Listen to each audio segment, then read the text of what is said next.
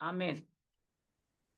ప్రియమైన దేవుని కుమారులారా, కుమార్తెలారా, మీ అందరికీ యేసుక్రీస్తు ప్రభువారి నామంలో వందనాలు చెల్లిస్తున్నాము. తండ్రైన దేవునికి స్తుతులు, స్తోత్రాలు చెల్లిస్తున్నాం. ఈరోజు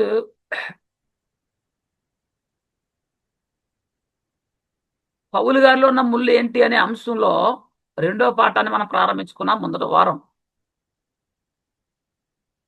ఆ పాఠాన్ని ఈరోజు మనం కొనసాగిద్దాము. ఆ పాఠం ఏంటి అంటే పౌలు గారి యొక్క అపోస్తలత్వం గురించి మాట్లాడుకుంటున్నాం మనం. పౌలు గారి యొక్క అపోస్తలత్వం రెండో పాఠం. అయితే పౌలు గారిని మొదటి శతాబ్ద కాలంలో అపోస్తులుగా అంగీకరించలేదు. కాబట్టే పదే పదే ఆయన నేను అపోస్తులకు ఏమాత్రం నేను చిన్నవాడిని కాదు, వారితో సమానంగా తగిన వాడినే అని ఆయన రాసినటువంటి పత్రికల్లో చాలా క్లియర్‌గా మెన్షన్ చేయడం జరిగింది. ఆ కాలంలో పౌలుని అపోస్తులుగా అంగీకరించిన పరిస్థితి ఉంది కాబట్టే అసలు అపోస్తులు యోగ్యతలు ఏమిటి? వారు ఎలాంటి చిహ్నాలు కలిగి ఉన్నారు? అపోస్తులకున్న యోగ్యతలు పౌలుకున్నాయా లేదా?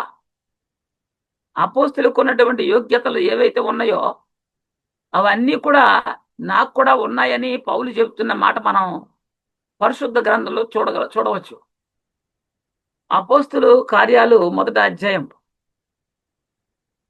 అపోస్తులకు ఉన్న యోగ్యతలు ఏంటి అంటే అపోస్తుల కార్యాలు మొదటి అధ్యాయం 21-23 వరకు చూస్తే అక్కడ చెప్పాడు. కాబట్టి యోహాను బాప్తిస్మిచ్చినది మొదలుకొని ప్రభు అయిన యేసు మన యొద్ద నుండి పరమునకు చేర్చుకొనబడిన దినం వరకు ఆయన మన మధ్య సంచరించుచుండిన కాలమంతయు మనతో కలిసి ఉన్న వీరిలో ఒకడు.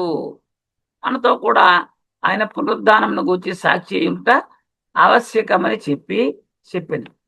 అప్పుడు వారు యూస్తు అను మారు పేరు గల బర్సబా అనబడిన యోసేపు మత్తియా అను ఇద్దరిని నిలబెట్టి మరి సీట్లు తీశారు. అంటే అపోస్తులకు ఉన్నటువంటి యోగ్యతల్లో ఒకటి ఏంటంటే యోహాను బాప్తిసం ఇచ్చింది మొదలుకొని ఆయన పునరుద్ధానుడై లేచి పరమునకు వెళ్ళిన కాలం వరకు ఆయనతో ఉండాలి. ఇది ఒక యోగ్యత. యోహాను గారు బాప్తిసం ఇచ్చింది మొదలుకొని క్రీస్తు పునరుద్ధానుడై పరమునకు వెళ్ళాడు కదా, ఆ కాలం వరకు ఆయనతో ఉండాలి. ఇది ఒక యోగ్యత అపోస్తులకి. క్రీస్తు యొక్క అపోస్తులకు ఉండవలసిన యోగ్యత అనేది బాప్తీసం తీసుకున్నది మొదలుకొని యేసు పునరుద్ధానం వరకు, అనగా ఆయన పరమునకు వెళ్ళే వరకు ఆయనతో కూడా ఉన్నారు. కాబట్టే అట్టి వారిని అపోస్తులు అంటారు. ఇది ఒక యోగ్యత. మాట చెప్పండి, క్రీస్తుతో పాటు ఉన్నవాడు. ఇప్పుడు చాలా మంది మేము కూడా క్రీస్తు అపోస్తులము అని ఫ్లెక్సీలు వేయించుకుంటున్నారు, వాల్ పోస్టులు వేయించుకుంటున్నారు. ఇది కరెక్టేనా? అంటే అపోస్తులు అనగా క్రీస్తుతో పాటు ఉన్నవాళ్ళు. మరి వీళ్ళు క్రీస్తుతో పాటు ఉన్నారా? వీళ్ళు క్రీస్తుతో పాటు ఉండకపోయినా అపోస్తులు అని వాళ్ళు హంగామా చేస్తున్నారు. క్రీస్తు అపోస్తులు అనగా క్రీస్తుతో ఉన్నవారని అర్థం. యోహాను బాప్తిసం ఇచ్చింది మొదలుకొని ఆయన అంటే యేసుక్రీస్తు పరమునకు ఆరోహణమైన కాలం వరకు ఆయనతో కూడా ఉన్నవారే అపోస్తులు. పౌలు అపోస్తులు అవడానికి అర్హత ఏమిటి? బాప్తిసం ఇచ్చిన కాలం దగ్గర నుంచి కూడా యేసు ప్రభుతో ఉన్నాడు ఆయన? లేడు. కాబట్టే ఆయన ఒప్పుకోలేదు చాలా మంది. కానీ ఆయన కూడా నేను అపోస్తులని అని చెప్తున్నాడు. పౌలేమన్నాడు? అందరికంటే కడపటి పుట్టిన నాకును క్రీస్తు కనబడి ఉన్నాడు అంటాడు. ఎప్పుడు? పునరుద్ధానుడై లేచిన తర్వాత. కొరింథీయులకు రాసిన మొదటి పత్రిక 15 అధ్యాయము 8-10 వరకు చదువుకుందాం. అందరికీ కనబడిన అందరికీ కడపట కాలమందు ఆ కాలమందు పుట్టినట్టున నాకును కనబడి, అంటే యేసు క్రీస్తు ప్రభు వారు పౌలు గారికి కనబడిన తర్వాత ఎవరు కనబడలేదు. కడపట అంటే చివరి, ఇంకా లాస్ట్ లో ఆయన కనిపించారు. ఇవాళ నేను అపోస్తులు అందరిలో తక్కువ వాడను, అంటే ఆయన వచ్చింది లాస్ట్. పౌలు ఎన్నడు కదా తక్కువ వాడని, కాబట్టి అపోస్తులు కాదని నాకు వీలు లేదు. అక్కడ దేవుని సంఘమును హింసించినందున అపోస్తులుడు అనబడుటకు యోగ్యులను కాను అని పౌలు చెప్పాడు కదా. అంటే ఆయన అపోస్తులుడు నేను అనిపించుకోవడానికి యోగ్యుని కాదని చెప్పాడు కాబట్టి పౌలు అపోస్తులు కాదు అని అనేవాళ్ళు కూడా ఉన్నారు. కానీ పదులు ఏమన్నాడు?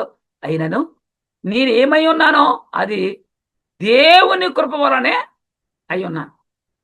పౌలు ఏమై ఉన్నాడు? ప్రభు పిలిచాడు, తండ్రి దేవుడు పిలిచాడు. మరియు నాకు అనుగ్రహించబడిన ఆయన కృప నిష్ఫలము కాలేదు, కానీ వారందరికంటే నేను ఎక్కువగా ప్రయాసపడుతుంది. ఎవరికంటే? యేసుతో కూడా ఉన్నటువంటి అపోస్తుల కంటే కనపడ్డ వచ్చినటువంటి ఆ పౌలు ఎక్కువ ప్రయాసపడ్డాడు అన్నాడు, చెప్తున్నాడు. నేను ఎక్కువ ప్రయాసపడుతుంది. ప్రయాస పడినది నేను కాను, నాకు తోడై ఉన్న దేవుని కృపే అంటాడు. దేవుని కృపే ప్రయాసపడతాను చెప్తున్నాడు. 1 కొరింథీ 9వ అధ్యాయము 1-2 వచనాలు చూస్తే, నేను స్వతంత్రుడును కానా, నేను అపోస్తులను కానా, మన ప్రభుని యేసును నేను చూడలేదా, ప్రభునందు నా పనికి ఫలం మీరే కారా? పౌలు చెప్తున్నాడు కొరింథీ సంఘంతో, మీరే నాకు ఫలం.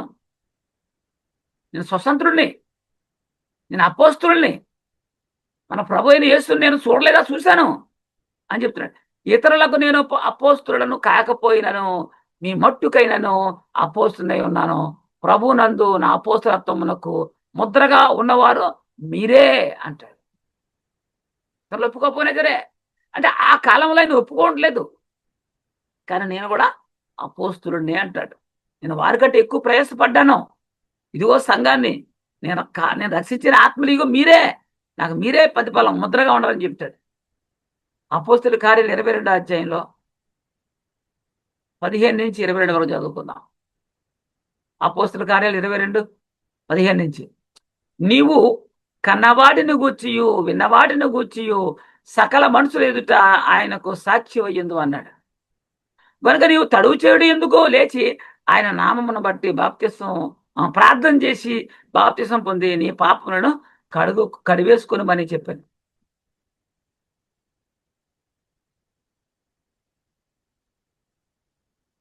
17. అంతటి నేను యెరూషలేమునకు తిరిగి వచ్చి దేవాలయములో ప్రార్థన చేయుచుండగా పరవశుడనై ప్రభువును చూచితినట్టాడు. అప్పుడు ఆయన, నీవు త్వరపడి యెరూషలేము విడిచి శీఘ్రముగా వెళ్ళము, నన్ను గూర్చి నీవిచ్చు సాక్ష్యము వారు అంగీకరింపరని నాతో చెప్పెను అన్నాడు. అందుకు నేను, ప్రభువా, ప్రతి సమాజ మందిరములోనూ నీ యందు విశ్వాసం ఉంచు వారిని నేను చెరసాలలో వేయుచు కొట్టుచు నుంటినని వారికి బాగా తెలియను. మరియు నీ సాక్షి అయిన స్తెఫను రక్తము సిందింపబడినప్పుడు నేను కూడా దగ్గర నిలిచి అందుకు సమ్మతించి అతను చంపిన వారు వస్త్రములకు కావలి ఉంటినని చెప్పాడు. అందుకు ఆయన, వెళ్ళు, నేను దూరముగా అన్యజనుల యొద్దకు నిన్ను పంపుదునని నాతో చెప్పాడు. అన్యజనుల యొద్దకంట. ఈ మాట వరకు అతడు చెప్పినది వారు ఆలకించుచూ ఉండిరి. అప్పుడు ఇటువంటి వాడు బ్రతుకదగడు, భూమి మీద ఉండకుండా వారిని చంపివేయుడని కేకలు వేసింది. చంపేయాలంట, అలా వ్యతిరేకిస్తున్నారు వాళ్ళు. అపోస్తుల కార్యాలు 26వ అధ్యాయము 13-16 వరకు చదువుకుంటే, రాజా, మధ్యాహ్నమందు నా చుట్టూను నాతో కూడా వచ్చిన వారి చుట్టూను ఆకాశం నుండి సూర్య తేజస్సు కంటే మిక్కిలి ప్రకాశమానమైన ఒక వెలుగు త్రోవలో ప్రకాశించి చూచిదినే. మేమందరమును నేల పడినప్పుడు, సౌలా నేను ఎందుకు హింసించుచున్నావు, ముని కొలలకు ఎదురు తనుట నీకు కష్టమని హెబ్రీ భాషలో ఒక స్వరము నాతో పలుకుట వింటిని. అప్పుడు నేను, ప్రభువా, నీవెవడవని అడగా, ప్రభు, నీవు హింసించుచున్న యేసును అన్నాడు. పౌలు చెప్తున్నాడు, నీవు నన్ను చూసి ఉన్న సంగతిని గూర్చి నేను నీకు కనబడబో సంగతిని గూర్చి నిన్ను పరిచారకునిగాను సాక్షిగాను నియమించుటకై కనబడి ఉన్నాను. నీవు లేచి నీ పాదములు మోపి నిలుచుమన్నాడు. ఎందుకంట నీవు నాతో సజీవుడిగా ఉన్నప్పుడు నా శిష్యులు ఉన్నారు, అపోస్తులు ఉన్నారు. మరి ఇప్పుడు నీవు కూడా అపోస్తుడివే, నా పని చేయాలి. వారికంటే భారమైన పని అప్పగిస్తున్నాను నీకు. అందుకేమన్నాడు, నేను నీకు కనబడబోవు సంగతిని గూర్చి నిన్ను పరిచారకునిగాను సాక్షిగాను నియమించుటకై కనబడి ఉన్నాను. నువ్వు లేచి నీ పాదం మోపి నిలువమని చెప్పాడు. ప్రభు చెబుతూ ఉన్నాడు, నీవు నన్ను చూసి ఉన్నావు అని. పౌలు క్రీస్తుని చూశానని చెప్తున్నాడు. అలాగే క్రీస్తు కూడా పౌలు నీవు నన్ను చూసావు అంటున్నాడు. ఇది ఒక యోగ్యత. అపోస్తులులో ఒక యోగ్యత ఏంటంటే యేసుప్రభుతో పాటుగా ఉన్నవారు. యేసుప్రభు శరీరధారిగా ఉన్నప్పుడు లేడు కదా పౌలు. అయినప్పటికీ కూడా పునరుద్ధరణే లేచిన తర్వాత నన్ను చూశావు, నేను నిన్ను చూశాను, నేను నీతో ఉన్నాను, నీతో మాట్లాడి ఉన్నాను అని చెప్తున్నాడు ప్రభు. ఇది కూడా ఒక యోగ్యత. రెండవది సూచక్రియలు చేయాలి. అపోస్తులు క్రీస్తుతో ఉన్నవారు అనే యోగ్యత ఉంది. తర్వాత సూచక్రియలు. అపోస్తులుగా ఉన్నవారు ఏం చేశారు? సూచక్రియలు చేశారు. సూచక్రియలు, అద్భుత కార్యాలు, మహత్ కార్యాలు చేశారు. అద్భుతమైన అవకాశం క్రీస్తు అపోస్తులు మాత్రమే అనుగ్రహించాడు. వీరికే ఉంది. ఆ తర్వాత ఇంకెవ్వరికి సూచక్రియలు కానీ ఆశ్చర్యకార్యాలు కానీ చేసే అవకాశము లేదు. పౌలు కూడా సూచక్రియలు ఆశ్చర్యకార్యాలు చేశాడా? చేశాడు. 2 కొరింథీ 12:12 కొరింథీయులకు రాసిన 2వ పత్రిక 12:12 సూచక్రియలను అద్భుతములను మహత్కార్యములను చేయుట వలన అపోస్తులుని యొక్క సిన్నహములు పూర్ణమైన ఓర్మితో మీ మధ్యను నిజంగా కనపరచబడెను. పౌలు అన్నాడు, సూచక్రియలను అద్భుతములను ఏమంటే మహత్కార్యములను చేయుట, నేను చేయుట వలన అపోస్తులుని యొక్క సిన్నహములు పూర్ణమైన ఓర్మితో మీ మధ్య నిజంగా కనుపరిచారు. మీరు చూశారు కదా అపోస్తులు ఏం చేశారు? ఆశ్చర్యకార్యాలు, మహత్కార్యాలు, అద్భుత కార్యాలు చేశారు కదా. సూచక్రియలు నేను కూడా చేశాను, నేను అపోస్తులనే అంటాడు. అపోస్తుల కార్యాలు 5:12 చూస్తే ప్రజల మధ్య అనేకమైన సూచక్రియలను మహత్కార్యములను అపోస్తుల చేత చేయబడుచు ఉండెను. మరియు వారు అందరూ ఏక మనసుకులై సొలొమోను మండపంలో ఉండిరి. అపోస్తుల చేత సూచక్రియలు, అద్భుత కార్యాలు, మహత్కార్యాలు చేయించాడు. అపోస్తులు కూడా సూచక్రియలు చేశారు. మరి పౌలు గారు కూడా సూచక్రియలు చేశారు. అపోస్తులు కానీ వారు సూచక్రియలు, అద్భుత క్రియలు చేయడానికి అసలు వీలు ఉందా అంటే వీలు లేదు. ఎవరికి వీలు లేదు? అపోస్తులు కాని వారికి. మరి పౌలు అపోస్తులు కాదు, అపోస్తులతో అనగా మాతో లేడు కాబట్టి అపోస్తులు కాదని అంగీకరించలేదు వాళ్ళు. మరి అపోస్తులుగా అంగీకరించకపోతే అపోస్తులు కాని వారికి సూచక్రియలు ఎలా చేస్తారు? అద్భుత క్రియలు ఎలా చేస్తారు? పౌలు చేశాడు కదా. మరి అపోస్తులు కాని వారు ఈ క్రియలు చేయలేరు. చేశారంటే ఆయన కూడా అపోస్తులుడే. అపోస్తుల కార్యాలు 8వ అధ్యాయము 5, 6, 7 అప్పుడు ఫిలిప్పు సమరయపట్నం వరకు వెళ్ళిన క్రీస్తును వారికి ప్రకటించి ఉండెను. జనసమూహములు విని ఫిలిప్పు చేసిన సూచక్రియలను చూసినందున అప్పుడు చెప్పిన మాటల యందును ఏక మనసుతో లక్ష్యముంచగా అనేకులను పట్టిన అపవిత్రాత్మలు పెద్ద కేకలు వేసి వారిని వదలపోయింది. పక్షవాయు గలవారును కుంటివారును అనేకులు స్వస్థత పొందిరి. ఎవరు వీళ్ళు? ఫిలిప్పు ద్వారా. ఇది అపోస్తుల యొక్క యోగ్యత. మరి ఫిలిప్పు అపోస్తులా? సూచక్రియలు, అద్భుత కార్యాలు చేశాడంటే అపోస్తులు చేస్తారు. మరి ఫిలిప్ అపోస్తులు అంటే అపోస్తులు కాదు. కానీ ఫిలిప్ ఎలా చేశాడు? అపోస్తులు చేతులుంచిన వారు కూడా చేస్తారు. అపోస్తులు చేతులుంచగా పరిశుద్ధాత్మ వరమును పొందుకున్నవాడే ఫిలిప్పు. కానీ ఫిలిప్పు వేరొక వ్యక్తి మీద చేతులుంచితే వాళ్ళు పరిశుద్ధాత్మను పొందుకోరు. అపోస్తులు మాత్రమే వారి శిరస్సుపై చేతులుంచి ప్రార్థిస్తే వాళ్ళు వరాలు పొందుకుంటారు. వాళ్ళు కూడా సూచక్రియలు చేస్తారు, అద్భుత కార్యాలు చేస్తారు. కానీ అపోస్తులు కాని వారు హస్త నిక్షేపణ చేయకూడదు. అపోస్తుల కార్యాలు 6వ అధ్యాయము 2 నుంచి 6 వరకు చూద్దాం. అపోస్తుల కార్యాలు 2వ అధ్యాయము 6వ అధ్యాయము 2 నుంచి 6 వరకు.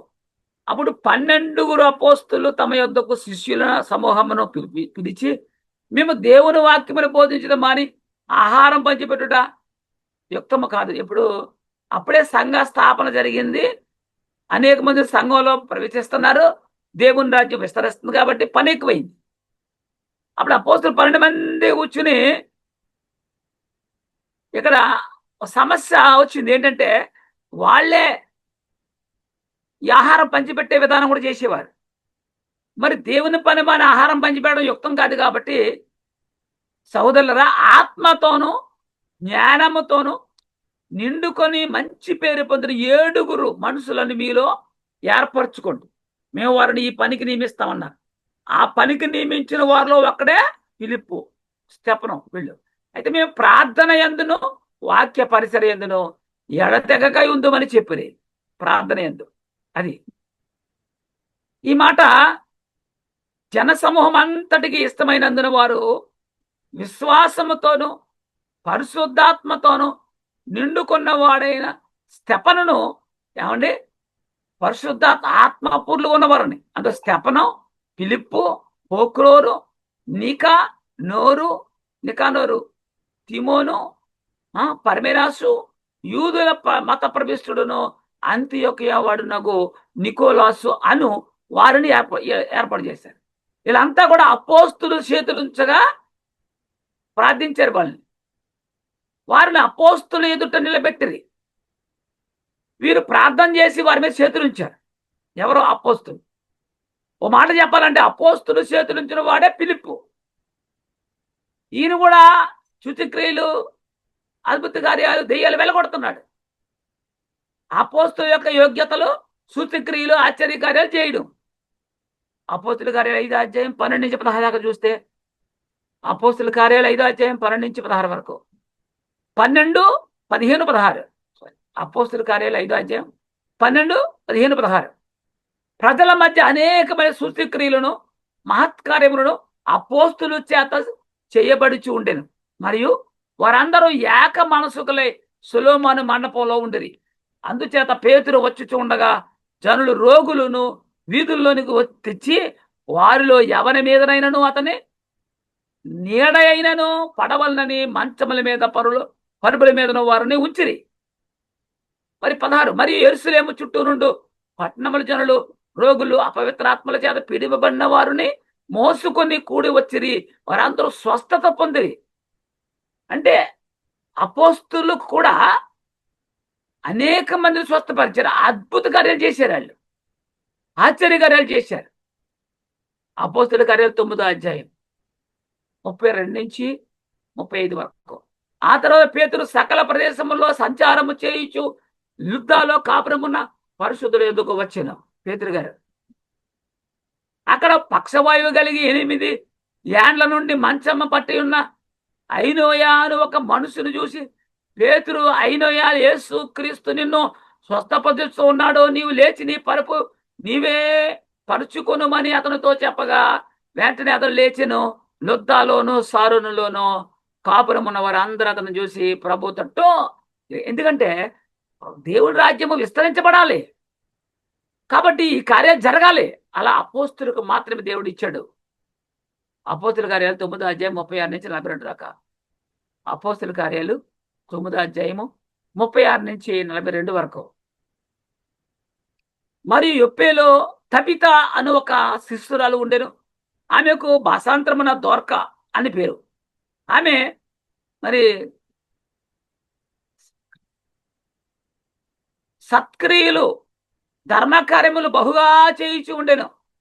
ఆ దినములందు ఆమె కాయిలా పడి చనిపోగా, అంటే ఈ ద్వారక అనే ఆమె చనిపోయింది. మంచిది, సత్క్రియలు చేసేది. వారు శవమును కడిగి మేడగదిలో పొరండబెట్టారంట. లుద్దా యొప్పకు దగ్గరగా ఉండట చేత పేతురు అక్కడ ఉన్నాడని శిష్యులు విని అతడు తడువు చేయక తమ యొద్దకు రావాలని వేడుకొనుటకు 2 మనుషులను అతని యొద్దకు పంపారు. పేతురు గారిని పిలిపించమన్నారు. ఎక్కడికి? ద్వారకా దగ్గరికి. పేతురు లేచి వారితో కూడా వెళ్ళి అక్కడ చేరినప్పుడు వారు మేడగదిలోనికి అతను తీసుకొని వచ్చి విధవరాండ్లు అందరూ వచ్చి ఏడ్చుచు ద్వారకా తమతో కూడా ఉన్నప్పుడు కుట్టిన అంగీలను వస్త్రములను చూపుచు అతని ఎదుట నిలిచిరి. ఆమె ఏం కార్యాలు చేసిందో చూపించాడు. పేతురు అందరినీ వెలుపులికి పంపి మోకాళ్ళుండి ప్రార్థన చేసి శవం వైపు తిరిగి తబితా లెమ్మనగా ఆమె కన్నులు తెరచి పేతురుని చూసి లేచి కూర్చుండెను. అంటే అపోస్తులకు కూడా అద్భుత కార్యాలు చేశారు. అతడు ఆమెకు చేయించి లేవనెత్తి పరిశుద్ధులను విధవరాలను పిలిచి ఆమెను సజీవురాలుగా వారికి అప్పగించెను అని ఉంది. అంటే అద్భుత కార్యాలు సూచక్రియలు చేసే అధికారం అపోస్తులకు ఉంది. ఇది యొప్పే అంతటా తెలిసినప్పుడు అనేకులు ప్రభుని విశ్వాసం ఉంచారంట.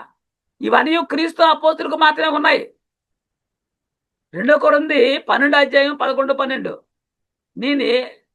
నేను అవివేకినైతిని, మీరే నన్ను బలవంతము చేసితిరి, నేను మీ చేత మెప్పు పొందవలసిన వాడను, యాలనగా నేను ఏ మాత్రపు వాడను కాకపోయినను మిక్కిలి శ్రేష్ఠులైన ఈ అపోస్తులు కంటే నేను ఏ విషయంలోనూ తక్కువ వాడను కాను. ఎవరు చెప్తున్నారు?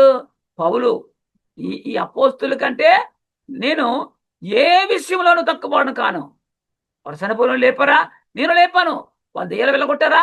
నేను వెళ్ళగొట్టాను. శుతిక్రియలు చేశారా? నేను చేశానని చెప్తున్నాడు. శుతిక్రియలను అద్భుతములను మహత్కార్యములను చేయుట వలన అపోస్తులని యొక్క స్నేహములు పూర్ణమైన ఓర్మితో మీ మధ్యను నిజంగా కనపరచబడను అంటాడు. ఈయన పౌలు కూడా చేశాడు. నేను అపోస్తులను అంటున్నాడు పౌలు. ఎందుకన్నాడు? ఆయన అపోస్తులుగా ఒప్పుకోలేని పరిస్థితులు ఉన్నాయి కాబట్టి.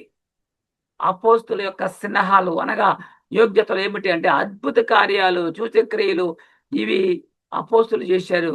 నేను చేశానని పౌలు చెప్తున్నాడు.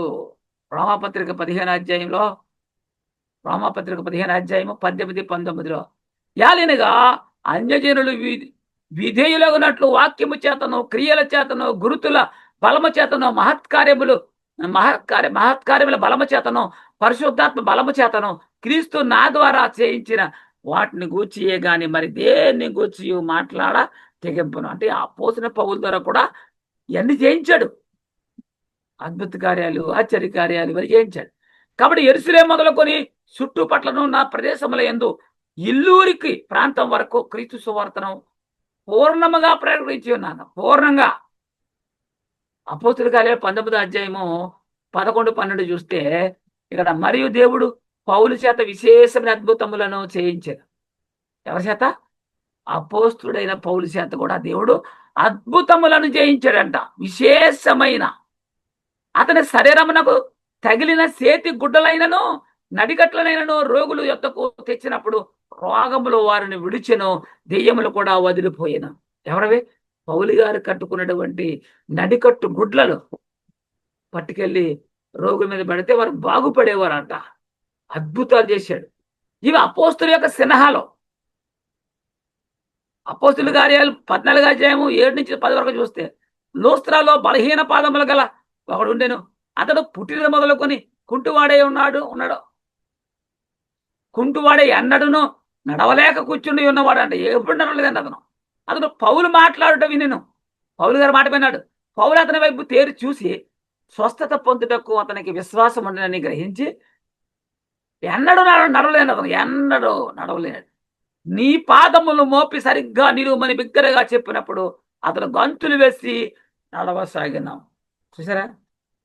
పౌలు కూడా కార్యం చేస్తున్నాడు. అపోస్తుల కార్యాలు 20వ అధ్యాయం 9-10 ఇప్పుడు హైతుకు అని ఒక యవనస్తుడు కిటికీలో కూర్చుండి గాఢెదరపోయి పౌలు చాలా ప్రసంగం చేస్తుండగా,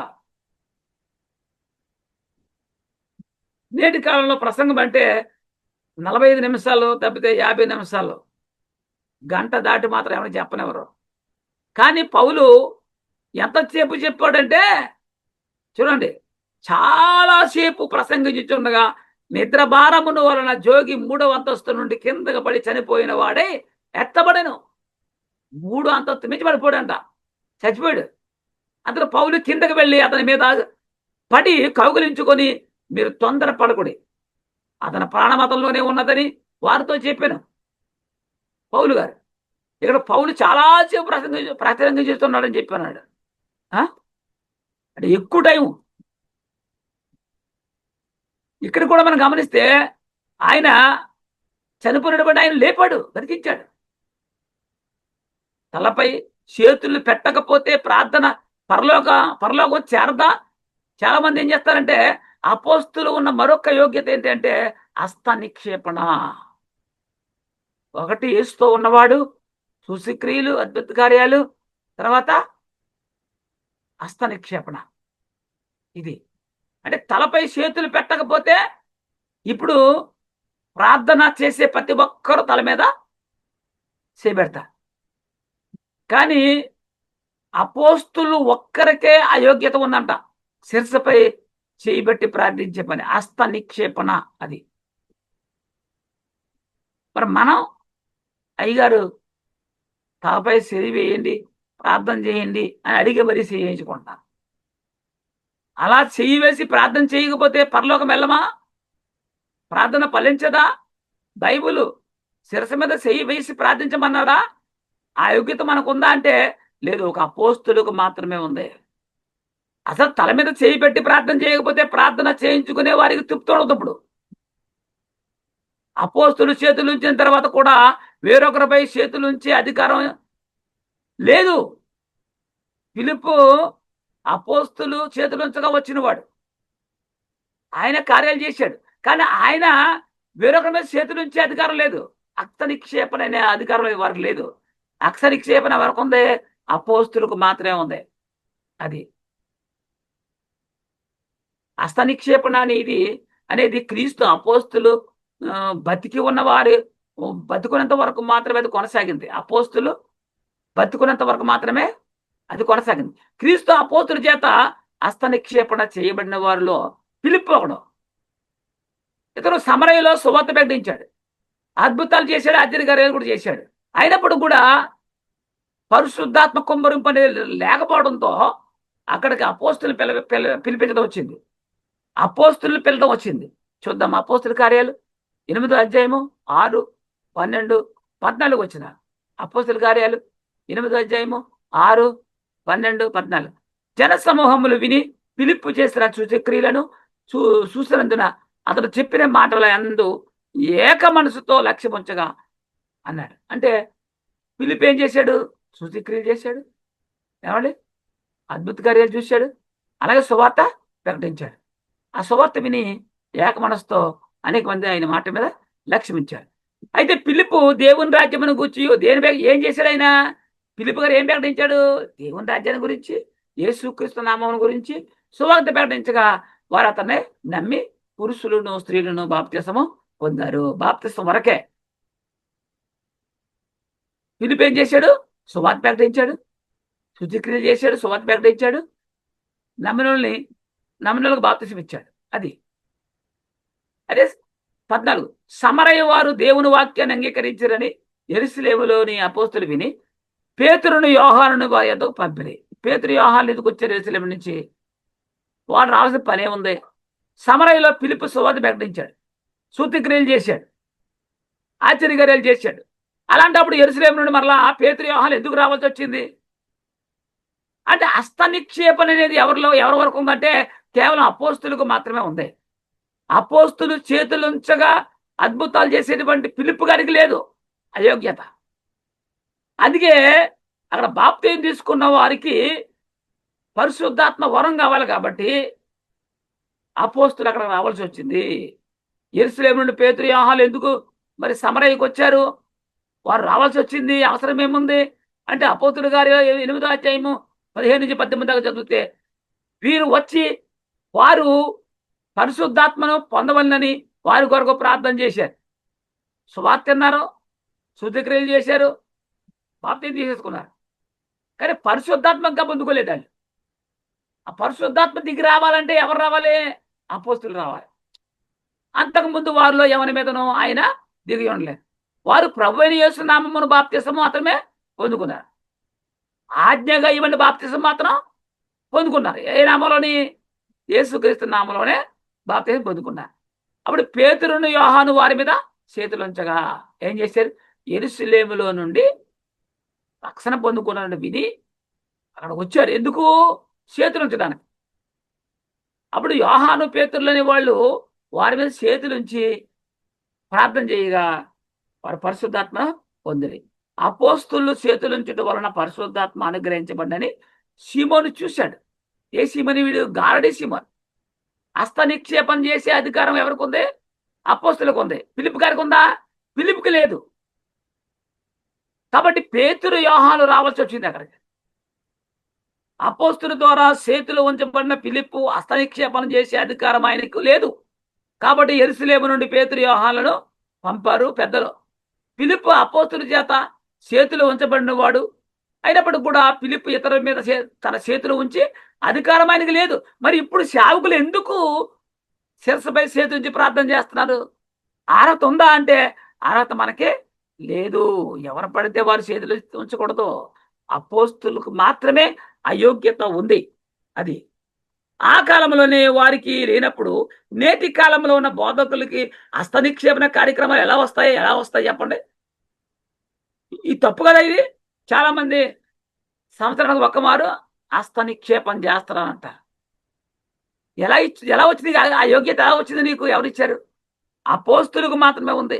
అపోస్తులు చేతులు ఉంచగా అద్భుతాలు చేసిన ఫిలిప్పు కూడా అధికారం లేదు. అపోస్తుల కార్యాలు 13వ అధ్యాయము 2, 3, 4 వచనాలు. వారు ప్రభువుని సేవించు ఉపవాసం చేయించుండగా పరిశుద్ధాత్మైన బర్నబాను సౌలును పిలిచిన పని కొరకు వారిని నాకు ప్రత్యేకపరచుడని వారితో చెప్పాను. అందులో వారు ఉపవాసం ఉండి ప్రార్థన చేసి వారి మీద చేతులుంచి వారిని పంపిరి. కాబట్టి వీరు పరిశుద్ధాత్మ చేత పంపడిన వారే సెలూకాయుకు వచ్చి అక్కడి నుండి ఓడ ఎక్కి కుప్రాకు వెళ్ళింది. సౌలు కూడా బర్నబా కూడా మరి చేతుల నుంచి ప్రార్థన చేశారు ఆయన మీద కూడా. 1 తిమోతి 4:14 సంఘము చేత పంపించబడ్డారు వీళ్ళు. 1 తిమోతి 4:14 ఏమన్నాడు పౌలు గారు?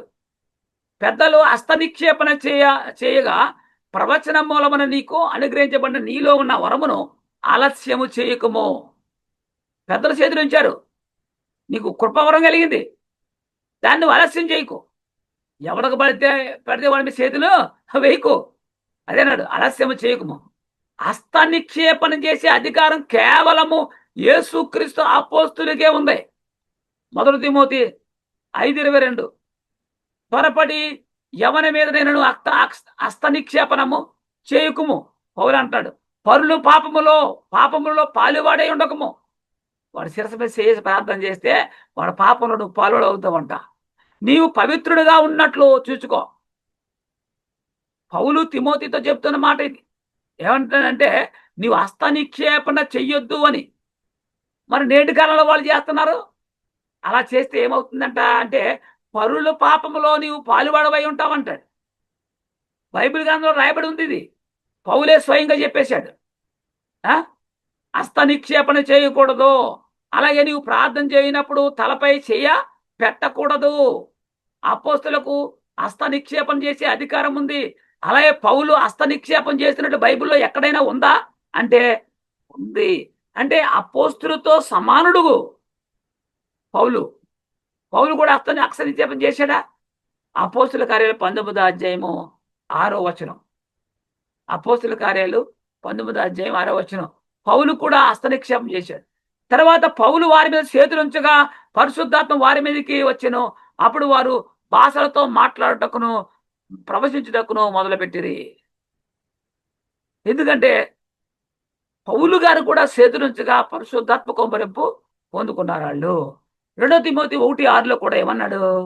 ఆ హేతువు చేత నా హస్త నిక్షేపణము వలన నీకు కలిగిన దేవుని కృపావరము ప్రజ్వలింపజేయవలనని నీకు జ్ఞాపకము చేయుచున్నాను. అంటే పౌలు గారి ద్వారా తిమోతి గారు హస్త నిక్షేపణ వలన నీకు కలిగిన దేవుని కృపావరం ప్రజ్వలింపజేయవలనని అంటాడు. అది రోమపత్రిక 1:12 పౌలు గారు కూడా హస్త నిక్షేపణ చేసే అధికారము పొందుకున్నాడు. ఆత్మ సంబంధమైన కృపావరం ఏదనగా, ఆత్మ సంబంధమైన కృపావరం ఏదైనాను మీకు ఇచ్చుటకు మిమ్మల్ని చూడవల్లని మిగులు అపేక్షించు ఉన్నాను అంటాడు పౌలు. అవును, హస్తనిక్షేపం చేస్తేనే వారు ఆత్మ ఫలాలు పొందుకుంటారు. 2 కొరింథీ 1:15-16 కూడా, మరియు ఈ నమ్మిక గలవాడనై మీకు 2వ కృపావరము లభించినట్లు మొదట మీ యొద్దకు వచ్చి తిని, మీ యొద్ద నుండి మాసిదోనియాకు వెళ్ళి మాసిదోనియా నుండి మరలా మీ యొద్దకు వచ్చి మీ చేత యూదయకు సాగనంపబడవాలని ఉద్దేశించిందంట. అంటే 2వ కృపావరం లభించినట్లు, అంటే మరలా చేతులు ఉంచడానికి, అది చేతులు ఉంచితేనే, అపోస్తుల చేతులు ఉంచితేనే కృపావరాలు పొందుకుంటారు. ఫిలిప్పు అలాగే వచ్చాడు. మీకు 2వ కృపావరం కావాలంటే నేను మీ యొద్దకు రావలసి ఉందంటున్నాడు పౌలు. అపోస్తుల యొక్క స్నేహం అనగా యోగ్యత ఏమిటంటే, 1, యోహాను గారు బాప్తిసం ఇచ్చింది మొదలుకొని క్రీస్తు పునరుద్ధరణై లేచి పరమునకు వెళ్ళిన కాలం వరకు ఆయనతో ఉన్నారు అనే యోగ్యత 1. 2, అపోస్తుల స్నేహాల్లో మరొక యోగ్యత ఏంటంటే అద్భుత క్రియలు చేయడం. 3వది హస్త నిక్షేపణ అనగా చేతులు ఉంచితే కృపవరాలు కుమరించబడ్డాం. 4వది ఏంటంటే మరి క్రీస్తు పునరుద్ధాన సాక్షులుగా ఉండడం. అపోస్తుల మరొక పేరు క్రీస్తు పునరుద్ధాన సాక్షులు. పౌలు గారు కూడా క్రీస్తు పునరుద్ధాన సాక్షులే. అపోస్తుల కార్యాలు 1:21-22 ఉంటాడు. కాబట్టి యోహాను బాప్తిసం ఇచ్చిన మొదలుకొని ప్రభు అయిన యేసు మన యొద్ద నుండి పరమునకు చేర్చుకొనబడ్డ దినము వరకు ఆయన మన మధ్య సంచరించుచుండిన కాలమంతయు మనతో కలిసి ఉన్న వీరిలో ఒకడు మనతో కూడా ఆయన పునరుద్ధానం గురించి సాక్షి అయ్యుడగట్టాడు. అంటే అపోస్తులు ఎవరు? ఏ సాక్షి? పునరుద్ధాన సాక్షులై ఉన్నారు. అపోస్తులకు ఉన్న మరొక బాధ్యత ఏంటంటే క్రీస్తు పునరుద్ధాన సాక్షులు. అపోస్తులు ఎక్కడ పునరుద్ధాన సాక్షులు అని చెప్పారా? అపోస్తులు ఎక్కడైనా పునరుద్ధాన సాక్షులు అని చెప్పారంటే చెప్పారు. అపోస్తుల కార్యాలు 4:33. ఇదిగాక అపోస్తులు బహు బలముగా ప్రభువైన యేసు పునరుద్ధానం గురించి సాక్ష్యం ఇచ్చిరి. చూడండి, ఆయన మృతుల్లోంచి లేచాడు, మేము చూసాం అని సాక్ష్యం ఇచ్చారు. దైవ కృప అందరి యందు అధికముగా ఉండిన అంటాడు.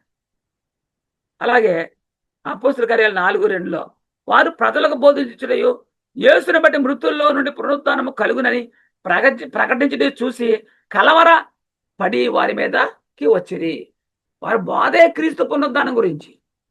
అపోస్తుల కార్యాలు 4:10 అంటాడు, మీరందరూ ఇశ్రాయేలు ప్రజలందరూ తెలుసుకొనవలసిందేమనగా మీరు సిలువ వేయబడినట్టు మృతుల్లో నుండి దేవుడు లేపినట్టు నజరేయుడైన యేసు క్రీస్తు నామమునే వీడు స్వస్థత పొంది మీదట నిలిచిస్తున్నాడు అని చెప్తున్నాడు అపోస్తలుడైన పేతురు గారు కూడా. అపోస్తుల కార్యాలు 3:15 కూడా మీరు జీవాధిపతిని చంపితిరి గాని దేవుడు ఆయనను మృతుల్లో నుండి లేపెను, అందుకు మేము సాక్షులు. అపోస్తులు క్రీస్తు పునరుద్ధరణ సాక్షులు. అపోస్తుల కార్యాలు 2:36 పేతురు అంటాడు, మీరు సిలువ వేసిన యేసునే దేవుడు ప్రభువుగాను క్రీస్తుగా నియమించెను. ఇది ఇశ్రాయేలు వంశమంతా రూఢిగా తెలుసుకొనమని చెప్పాను. అపోస్తుల బోధ ఆరంభమే క్రీస్తు పునరుద్ధానం కొరకు. అపోస్తుల కార్యాలు 2:23-24 దేవుడు నిశ్చయించిన సంకల్పమును ఆయన భవిష్యత్తు జ్ఞానమును అనుసరించి అప్పగించబడిన ఈయనను మీరు దుస్తుల చేత సిలువ వేయించి చంపితిరి. మరణము ఆయనను బంధించి ఉండడం అసాధ్యము కనుక దేవుడు మరణ వేదనను తొలగించాలని లేపెను. మేము సాక్షులం అంటున్నారు ఇక్కడ. అపోస్తుల కార్యాలు 5:30-32 దాకా చూస్తే మీరు మ్రానును వేలాడవేసి సంహరించిన యేసుని మన పితరుల దేవుడు లేపెను. ఇశ్రాయేలులకు మారు మనసును పాపక్షమాపణను దయచేయుటకై దేవుడైనను అధిపతిగాను రక్షకుడుగాను తన దక్షిణ హస్తబలము చేత హెచ్చించి ఉన్నాడు. మేమును దేవుని తనకు విధేయులైన వారికి అనుగ్రహించిన పరిశుద్ధాత్మయు ఈ సంగతులకు సాక్షులమై ఉన్నామని. పరిశుద్ధాత్మతో పాటుగా మేము కూడా సాక్షులమై ఉన్నామని చెప్తున్నాడు. అపోస్తులు క్రీస్తు పునరుద్ధరణకు సాక్షులుగా ఉన్నారనడానికి బైబిల్లో చాలా ఆధారాలు ఉన్నాయి. పౌలు క్రీస్తు పునరుద్ధరణానికి సాక్షిగా జీవించాడా? అపోస్తులైన పౌలు క్రీస్తు పునరుద్ధరణ సాక్షులుగా జీవించాడా? కొరింథీయులకు రాసిన మొదటి పత్రిక 15:12-13 క్రీస్తు మృతుల నుండి ఎలా లేపబడి ఉన్నాడని ప్రకటింపబడుచు ఉండగా మీలో కొందరు మృతుల్లో పునరుద్ధరణ లేదని ఎట్లు చెప్పుచున్నారు? మృతుల పునరుద్ధరణ లేని ఎడల క్రీస్తు కూడా లేపబడలేదని అంటాడు. అంటే మృతుల పునరుద్ధానం ఉందని, క్రీస్తు మృతుల నుంచి లేచాడని కూడా పౌలు ప్రకటిస్తున్నాడు. 2 తిమోతి 2 అధ్యాయం 17-18 చూస్తే, కొరుకు పుండు ప్రాకినట్టు వారి మాటల ప్రాకును, వారిలో హుమేనైనను పీలేతును ఉన్నారంటాడు. వారు పునరుద్ధానము గతించినని చెప్పుచు సత్యము విషయము తప్పిపోయి కొందరు విశ్వాసమును చెరుపుచున్నారు. అంటే పౌలు కూడా క్రీస్తు పునరుద్ధానం గురించి బోధించాడు. వీళ్ళు రోమపత్రిక 10 అధ్యాయం 9 రోమా 10:9, అదేమనగా యేసు ప్రభువుని నోటితో ఒప్పుకొని దేవుడు మృతుల్లో నుండి ఆయన లేపినని నీ హృదయమందు విశ్వసించిన నీవు రక్షించబడతావో. పౌలు ప్రసంగం అది. పౌలు చెప్పిన మాట ఇది. ఏమని? యేసు ప్రభువుని నోటితో ఒప్పుకోవాలి, దేవుడు ఆయన మృతుల నుంచి లేపడని నువ్వు నీ హృదయమందు విశ్వసించాలి, అప్పుడే నువ్వు రక్షించబడతావు అని చెప్పి ప్రకటించాడు ఆయన. 1 పేతురు 1 అధ్యాయం 4 మృతుల్లో నుండి యేసుక్రీస్తు తిరిగి లేచిన వలన జీవంతో కూడా నిరీక్షణ మనం కలిగినట్లు, అనగా అక్షయమైనది నిర్మలమైనది వాడబారనది స్వాస్థ్యము మన పరలోకం మనం కలిగినట్లు. ఏమంటున్నాడు?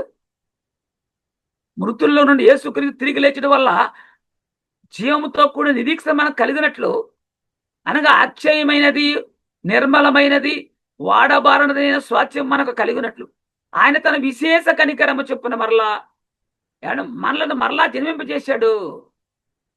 క్రీస్తు పునరుద్ధానం గురించి కొంతమంది మృతులు పునరుద్ధానము గతించిపోయిందని చెబుతూ ఉన్నారు. అయితే క్రీస్తు మృతులు పునరుద్ధానములో నుంచి లేచాడని చెప్పుట్లో నేను మొదటవాడిని చెప్తున్నాడు.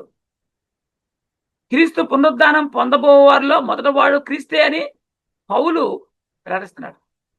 క్రీస్తు మృతుల్లోంచి లేచాడు, పునరుద్ధానంలో మొదటవాడు అని. అపోస్తుల కార్యాలు 26 అధ్యాయం 22 అపోస్తుల కార్యాలు 26-22, అయినా నేను దేవుని వలన సహాయం పొంది నేటి వరకు నిలిచి ఉంటుంది. క్రీస్తు శ్రమపడి మృతుల పునరుద్ధానము పొంది వారిలో మొదటవాడవుడి చేత ఈ ప్రజలకును అన్యజనులకును వెలుగు ప్రచురింపబోవునన్నాడు. క్రీస్తు పునరుద్ధానములో పొందిన వారిలో మొదటివాడు అని ప్రకటిస్తున్నాడు. 1 కొరింథీ 15-20 1 కొరింథీ 15-20. ఇప్పుడైతే నిద్రించిన వారిలో ప్రథమ ఫలంగా క్రీస్తు మృతుల్లో లేపి ఉన్నాడు, లేపబడి ఉన్నాడు. యేసుక్రీస్తు మృతుల్లోంచి లేచాడు, ఆయన ప్రథముడు అని ప్రథమ ఫలంగా ఉన్నాడని పౌలు చెప్తున్నాడు. కొలస్సీలకు రాస్తున్నాడు 1 పత్రిక 18 అధ్యాయం. సంఘమును శరీరమునకు ఆయనే శిరస్సు, ఆయనకు అన్నింటిలో ప్రాముఖ్యం కలుగు నిమిత్తము ఆయన ఆది అయ్యుండి మృతుల్లో నుండి లేచుట్లో ఆది సంభూతుడయ్యాడు. అంటే పునరుద్ధాన సాక్షుడు పౌలు కూడా, క్రీస్తు పునరుద్ధాన సాక్షుడే పౌలు కూడా. అపోస్తులతో పాటుగా అన్ని క్వాలిఫికేషన్స్ కూడా పౌలు గారికి ఉన్నాయి. సువార్తకు పునాది వేసింది ఎవరు? సువార్తకు పునాది వేసింది అపోస్తులు. పరిశుద్ధాత్మను పొందుకున్న తర్వాత మొట్టమొదట ప్రసంగించింది ఎవరు? పేతురు గారు. పౌలు కూడా సువార్తకు పునాది వేశాడా? ఎఫెసీయులకు రాసిన పత్రిక 2 అధ్యాయం 20 క్రీస్తు యేసే ముఖ్యమైన మూలరై ఉండగా అపోస్తుల ప్రవక్తలు వేసిన పునాది మీద మీరు కట్టబడి ఉన్నారంటాడు.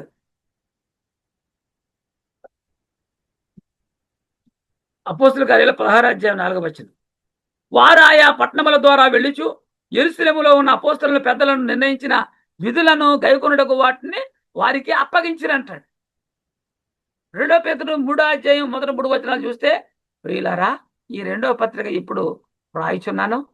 పరిశుద్ధ ప్రవక్తల చేత పూర్వమందు పలకబడిన మాటలను ప్రభువైన రక్షకుడు మీ అపోస్తుల ద్వారా, ఎవరి ద్వారా? మీ అపోస్తుల ద్వారా ఇచ్చిన ఆజ్ఞలను మీరు జ్ఞాపకం చేసుకొనవలనను విషయములను మీకు జ్ఞాపకం చేసి నిర్మలమైన మీ మనసులను రేపుచున్నాను అన్నాడు. అంచెదినములలో అపహాసకులు అపహాసించుచూ వచ్చి తమ స్వకీయ దురాశల చొప్పున నడుచుకొని ఉంటారంట. అంటే పౌలు గారు కూడా అపోస్తులకున్న క్వాలిఫికేషన్ కూడా ఆయనలో ఉన్నాయని చెప్తున్నాడు. యోధా పత్రిక 1 అధ్యాయం 17-18 కూడా అయితే, ప్రియులారా, అంత్యకాలమునందు తమ భక్తిహీనమైన దురాశల చొప్పున నడుచు పరిహారకులందరినీ మన ప్రభువైన యేసుక్రీస్తు అపోస్తులు పూర్వమందు మీతో చెప్పిన మాటలను జ్ఞాపకము చేసుకోండి. పూర్వమందు చెప్పిన మాటలు ప్రభువైన యేసుక్రీస్తు అపోస్తులు పూర్వమందు మీతో చెప్పిన మాటలు జ్ఞాపకం చేసుకోమని చెప్తున్నాడు. 1 కొరింథీ 3 అధ్యాయము 10-14 చూస్తే, దేవుడు నాకు అనుగ్రహించిన కృప చొప్పున నేను నేర్పరి అయిన శిల్పకారుని వలె పునాది వేసింది. పౌలు కూడా ఒక పునాది వేశాడు, మరొకడు దాని మీద కట్టుచున్నాడు. ప్రతివాడు దాని మీద ఎలా కట్టబడుచున్నాడో జాగ్రత్తగా చూసుకొనవలెను. వేయబడిన తప్ప మరి ఒక పునాది ఎవడో వేయనేరడు. ఈ పునాది క్రీస్తే. క్రీస్తునే పునాదిని వేశారని చెప్తున్నాడు ఆయన. ఎవడైనాను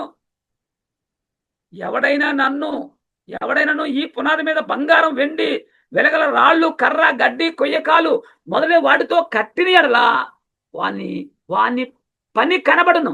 అది ఆ దినము దానిని తేటపరచును. అది అగ్ని చేత బయలుపరచబడును. మరియు వాని పని ఎట్టిదో దానిని అగ్నియే పరీక్షించును. పునాది మీద ఒకడు కట్టిన దాని పని నిలిచిన ఎడలా వాడు జీతం పుచ్చుకుంటాడు. మరి అసలు పునాది మీద కట్టకపోతే ఇల్లు ఉంటుందా? అపోస్తుల కార్యాలు 8వ అధ్యాయం 1వ వచనం చూస్తే ఇక్కడ ఏమంటాడు? ఆ కాలం మందు యెరూషలేములోని సంఘమున గొప్ప హింస కలిగినందున అపోస్తులు తప్ప అందరూ యూదయ, సమరయ దేశములు ఏందో చెదిరిపోయారు. అపోస్తులు ఒక్కరే ఉన్నారంట, అందరూ చెదిరిపోయారు. అపోస్తులు ఎందుకు వెళ్ళలేదు యెరూషలేము విడిచి? అపోస్తులు పరిశుద్ధాత్మ శక్తిని పొందుకున్నారు కాబట్టి. పరిశుద్ధాత్మను పొందుకొనక ఏమండి, అపోస్తులు పొందుకున్నారు కాబట్టి భయము లేకుండా వాళ్ళు ఉన్నారు. మరి అపోస్తులు పరిశుద్ధాత్మ శక్తిని పొందుకున్నారు కాబట్టి పరిశుద్ధాత్మను పొందుకొనక ముందు అపోస్తులు తలుపులేసుకుని బేడగదిలో ఉన్నారు. పొందుకున్న తర్వాత బహిరంగ వచ్చారు వాళ్ళు. చావైనా బతుకైనా క్రీస్తు కోసమేనని. అది కానీ పరిశుద్ధాత్మను పొందుకున్న తర్వాత ధైర్యంతో దేవుని వాక్యాన్ని ప్రకటించారు అపోస్తులు. మరణానికి భయపడలేదు వాళ్ళు. అపోస్తుల కార్యాలు 4వ అధ్యాయం 16-21 దాకా చూస్తే ఈ మనుషులను మనం ఏమి చేయదు, వారి చేత ప్రసిద్ధమైన శుచిక్రియ చేయబడుచున్నదని యెరూషలేములో కాపురమున్న వారికి అందరికీ స్పష్టమే. అది జరగలేదని చెప్పజాలం. వాళ్ళు శుచిక్రియలు చేస్తున్నారు, కాదని చెప్పలేమంటున్నారు వాళ్ళు. అయినను ఇది ప్రజల్లో ఇంకా వ్యాపింపకుండా మీదట ఈ నామమును బట్టి ఏ మనుషులతో నేను మాట్లాడకూడదని మనం వారిని బెదిరి పెట్టవలని చెప్పారు వాళ్ళు. ఏం చెప్తాం మనం? వాళ్ళు ఏం శుచిక్రియలు చేస్తున్నారు కాదనలేము. కాకపోతే ఈ నామాన్ని బట్టి మీరు ఎక్కడ మాట్లాడదని చెప్పేసి మనం భయపెట్టాలంటున్నారు వీళ్ళు. అప్పుడు వారిని పిలిపించి మీరు యేసు నామాన్ని బట్టి ఎంత మాత్రమో మాట్లాడకూడదు, బోధింపకూడదని వారికి ఆజ్ఞాపించారు. సంఘ ఆరంభం నుంచి కూడా యేసు బోధన ఆటంకపరిచేటువంటి పరిస్థితి ఉంది. నేటి కాలంలో మరీ ఎక్కువైంది.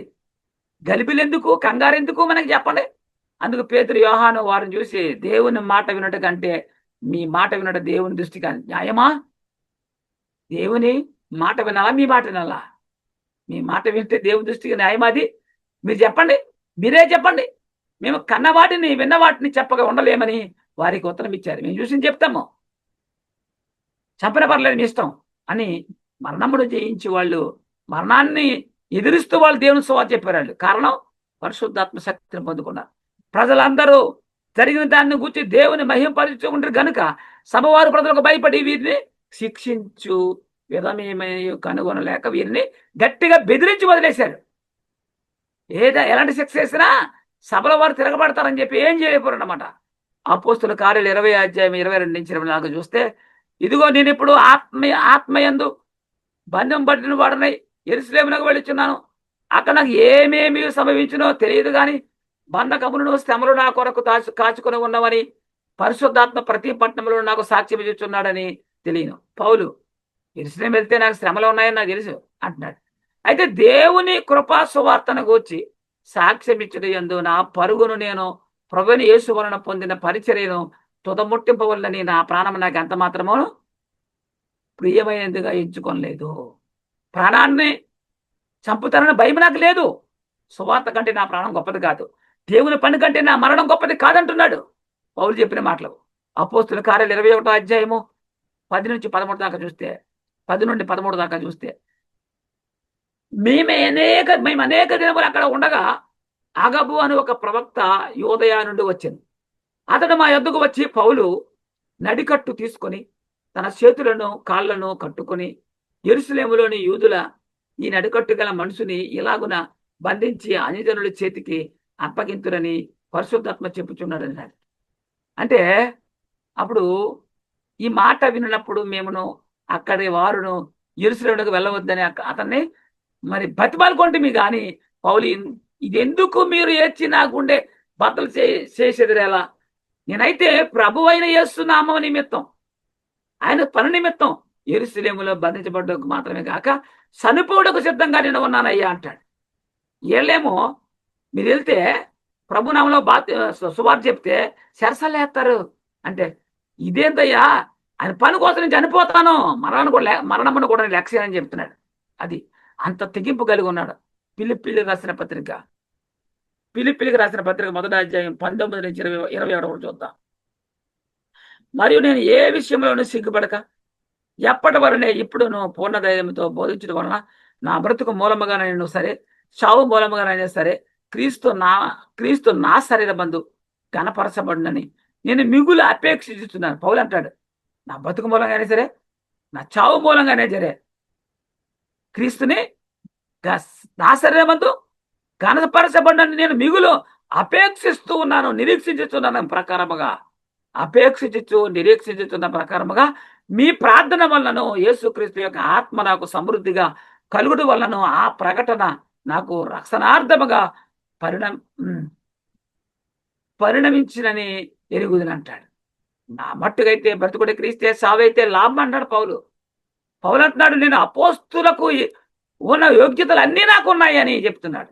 పౌలు యొక్క అపోస్తలత్వానికి ముద్రగా ఉన్నవారు మీరు కాదా? నా ముద్రగా ఉన్నవారు మీరు కాదా అంటున్నాడు కొరింథీ సంఘాన్ని. కొరింథీయులకు రాసిన మొదటి పత్రిక 9వ అధ్యాయం 1 వచనాలు చూస్తే, నేను స్వతంత్రుడు గానా, నేను అపోస్తులు గానా, మన ప్రభుని యేసును నేను చూడలేదా? ప్రభునందు నా పనికి ఫలం మీరు కారా అని చెబితే ఏమన్నాడు ఇక్కడ? ఇతరులకు నేను అపోస్తులను కాకపోయినను మీ మట్టుకై నేను అపోస్తులై ఉన్నాను. ప్రభునందు నా అపోస్తలత్వమునకు ముద్రగా ఉన్నవారు మీరే కారా అంటున్నాడు కొరింథీ సంఘాల గురించి. ఆ కాలంలో పౌలు గారిని అపోస్తులుగా ఒప్పుకోలేని పరిస్థితులు, సంగతులు ఉన్నాయి. కానీ పౌలు నిరూపించుకుంటాడు, నేను అపోస్తులునే, వాళ్ళు కంటే ఎంత మాత్రమో లేస మాత్రం తక్కువ కాదంటాడు. పౌలు దేవుని విషయంలో ఎలా ఉన్నాడు? 2 కొరింథీ 12:7 చూడండి. నాకు కలిగిన ప్రత్యక్షతలు బహు విశేషంగా ఉన్నందున నేను అత్యధికముగా హెచ్చిపోకుండా నిమిత్తము నాకు శరీరములో ఒక ముళ్ళు, నేను అత్యధికముగా హెచ్చిపోకుండా ఒక నిమిత్తము నన్ను నలగొట్టుటకు సాతాను యొక్క దూతగా ఉంచబడిన. ఇది కూడా చాలా మంది తప్పుగా అర్థం చేసుకుంటారు. ఎందుకంటే వాక్యాన్ని మనం అర్థం చేసుకోవాలి. నలగొట్టుటకు నా శరీరంలో ఒక ముళ్ళుగా ఉంచబడి ఉంది, అది సాతాను దూతగా అని ఉంది. అంటే పౌలే సాతాను దూత కాదు, నా శరీరంలో ఉన్న ముళ్ళు అనగా నేను కొంతమంది ముళ్ళుగా, పాపం అనే ముళ్ళు అనుకుంటున్నారు కొంతమంది. కాదు, శ్రమ, కష్టాలు, ఇబ్బందులు ఇవి. 1 కొరింథీ 15వ అధ్యాయము 55 చూస్తే, ఓ మరణమా నీ విజయం ఎక్కడ? ఓ మరణమా నీ ముళ్ళు ఎక్కడ? మరణపు ముళ్ళు పాపానికి ఉన్న బలము ధర్మశాస్త్రమే. ఈ వాక్యాన్ని బట్టి చాలా మంది పౌలు ముళ్ళు, నా శరీరంలో ముళ్ళు ఉందన్నాడు కదా, ఆ ముళ్ళు పాపమే అనుకున్నాడు. పాపము కాదు, పౌలు పరిశుద్ధుడు. ఏమండి ఆలోచించండి. ముళ్ళు అనగా శ్రమకు సూచన, కష్టాలు, ఇబ్బందులు ఇవన్నీ కూడా. పౌలు పరిచర్య చేస్తూనే పాపం చేశాడని వీళ్ళు చెప్తున్నారు. చాలా పొరపాటు. లేక పాపం చేస్తూ పరిచర్య చేశాడా పౌలు? లేదు. పౌలు శరీరంలో ముళ్ళు అంటే ఆ ముళ్ళు పాపము కాదు, శ్రమ. అది పాపమా అయితే అతనికి నీతి కిరీటం ఎలా దొరుకుతుంది? నాకు ఒక నీతి కిరీటం ఉంచబడి ఉందని చెప్పాడు కదా. ఆయన పరుగు, ఇదిగో నా పరుగు తుదముట్టించుతుంది అంటాడు. పాపము లేకుండా పరిశుద్ధుడిగా ఆయన జీవించాడు కాబట్టి ఆయన కొరకు నీతి కిరీటం ఉంచబడి ఉంది. 2 తిమోతి 4వ అధ్యాయం 6, 7, 8 వచ్చినారు. నేనిప్పుడే ప్రాణార్పణముగా పోయబడి ఉన్నాను, నేను వెడలిపోవు కాలము సమీపమై ఉంది, మంచి పోరాటం పోరాడదు. ఇది పాపముండి, పాపము కలిగి, పాపమనే మూలుండి ఈ దేవుని పని చేశారా? ఎట్లా అవుద్ది? అలా అయితే మంచి పోరాటం ఎట్లా అవుద్ది?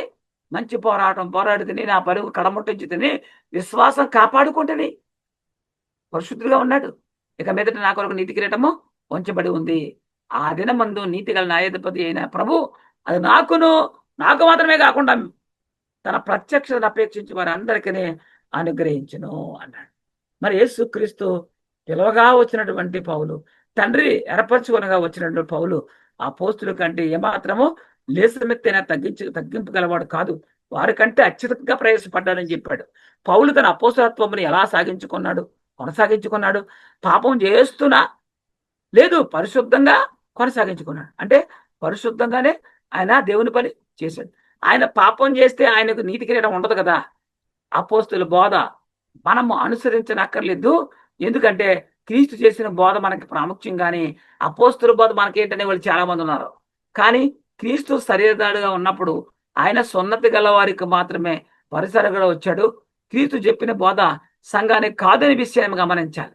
అవును, పత్రికలు ఎక్కువగా రాసింది అవి సంఘం కొరకు మాత్రమే అవి రాయబడ్డాయి. సంఘం పాటించవలసినటువంటి సంగతులు మనకు పత్రికల్లో ఉన్నాయి. ఆ కాలంలో పౌలు గారిని అపోస్తులుగా ఒప్పుకోలేదు కాబట్టి నేను అపోస్తులకి ఏమాత్రం నేను తక్కువ కాదని ఆయన మాట్లాడడం జరిగింది. కనుక నేను అపోస్తులకు ఏమాత్రం తక్కువ కాదు అని తన పత్రికల్లో రాయడం జరిగింది. కనుక అపోస్తులకు ఉన్నటువంటి యోగ్యతలు అన్ని కూడా పౌలు గారికి ఉన్నాయి. వారు యూదులా, నేను కూడా యూదున్నే. వారు ఇజ్రాయేలుడా, నేను ఇజ్రాయేలునే. వారు ఎబ్రీలా, నేను ఎబ్రీలుని అని పౌలు చెప్పాడు, ప్రకటించుకున్నాడు. కాబట్టి ఆలోచన చేయండి. మరి పౌలు గారి శరీరంలో ఉన్న ముళ్ళు ఏంటి అంటే వాక్యంలో ఉంది కాబట్టి ఆ ముళ్ళు పాపం అనే వాళ్ళు చాలా మంది ఉన్నారు. అది పాపము కాదు. ఎందుకంటే ముళ్ళు అనగా గాయపరిచేది కాబట్టి అది నలగొట్టబడ్డానికి ఆయన ఆ మాట అన్నాడు తప్ప ఆయన పాపం చేస్తూ వాళ్ళు సువార్తను కొనసాగించలేదు అనే విషయాన్ని మనం గమనించుకోవాలి. అపోస్తులకు ఉన్నటువంటి క్వాలిఫికేషన్స్ అన్ని కూడా పౌలు గారికి ఉన్నాయి కాబట్టి అపోస్తులను క్రీస్తు ఏర్పరచుకున్నాడు. పౌలుని క్రీస్తు ప్లస్ తండ్రి ఏర్పాటు చేసుకునగా ఆయన అపోస్తుడుగా ఉన్నాడు. అన్ని యోగ్యతలు పౌలు గారికి కూడా ఉన్నాయనే సంగతి మనం నేర్చుకున్నాము ఇంతవరకు. ఈ వాక్యాన్ని విన్నటువంటి ప్రతి ఒక్క వ్యక్తి హృదయంలో కూడా దేవుడు నాటి నీరు గట్టి పల్లెంపులకు తెచ్చును గాక. ఆమె. సహోదరులందరికీ వందనాలు.